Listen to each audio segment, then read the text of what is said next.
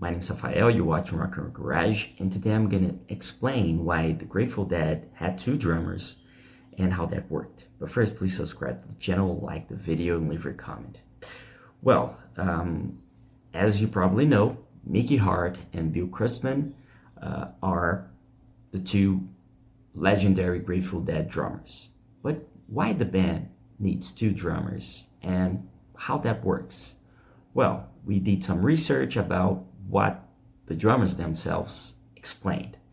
And if you don't know, Grateful Dead was formed in Palo Alto, California in 1965, and originally had only one drummer since the beginning, which was Bill Kreutzmann, who was the band's only drummer until 1967 when Mickey Hart joined the group.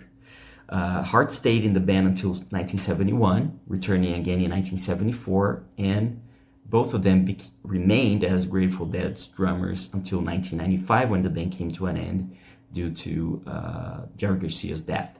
However, they continued to be part of the Grateful Dead spin-offs like Dead and Company, that the band that was touring from this past decade all over the USA. But why they had two drummers? You know, the thing is, it's unusual, obviously, for a rock and roll band to have two drummers, but to have two or three guitarists, it's something quite regular. But it's something called double drumming, which can give a band a powerful sound, especially live, obviously. And usually one drummer might play the rhythm while the other can play it in another style. But of course, both of them can also play the same rhythm at the same time. And in Grateful Dead's case, Mickey and Bill explained this in an interview with CBS that was transcribed in 2016. And this is what they said. First with Mickey Hart, he said, "We're different people. He doesn't play like me and I don't play like him. We love each other's technique and it goes together really well. Then we just like each other a lot. You know, there's a kind of a chemical thing. It's something hard to describe." So this is what Mickey first said about it.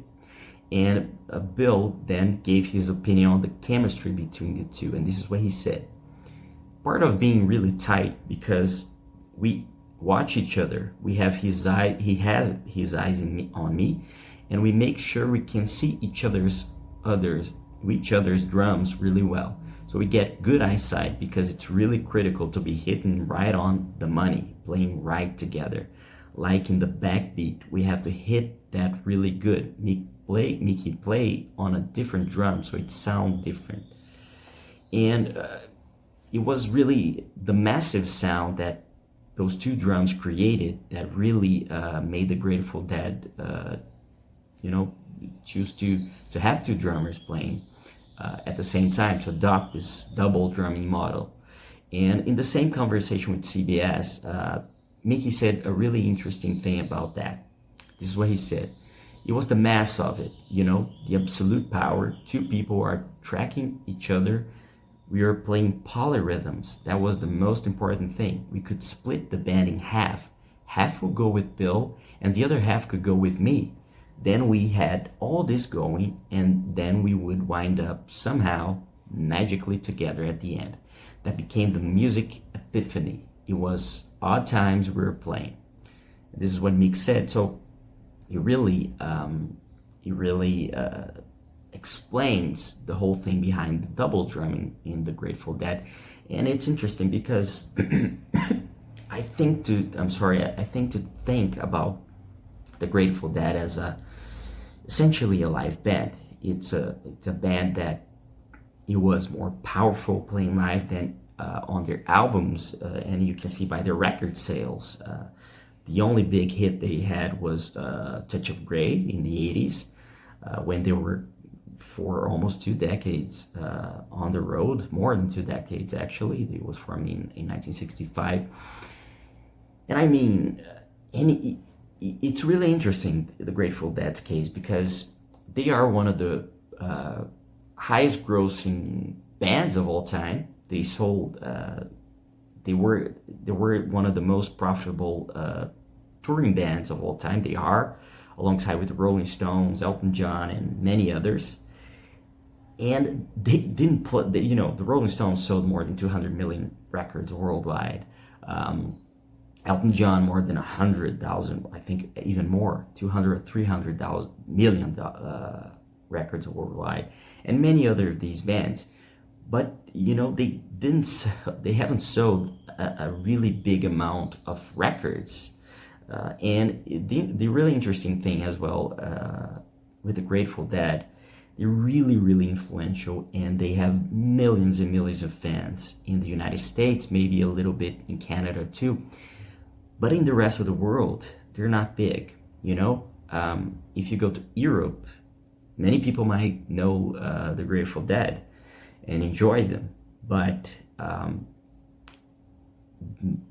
think most part of the people who like rock and roll maybe won't like the Grateful Dead or even know who they are. I'm from Brazil, for example, and I gotta say, I think most of the people who like rock and roll music here and didn't study a lot or really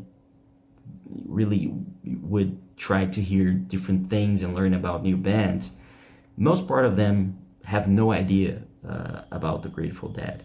And it's really an unknown band here in Brazil, for example, in terms of rock and roll. I mean, if you take the American bands, people will know Aerosmith, they will know many others, Bon Jovi and etc., and many other incredible American groups. But the Grateful Dead is kind of an obscure thing around here in the rest of the world as well, because that's why they only continue, most of their tours happen in North America.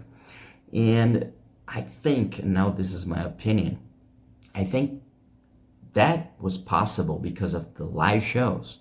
Because if you see to the rest of the world had the albums, the studio albums and some of the live albums, but they were not able to experience the Grateful Dead live concert, which I think is their secret weapon. It was what showed the audience what that band was and how incredible they were. And I like the Grateful Dead, and I love many of their songs, but I think I never had the chance to see them live or Dead and Company live.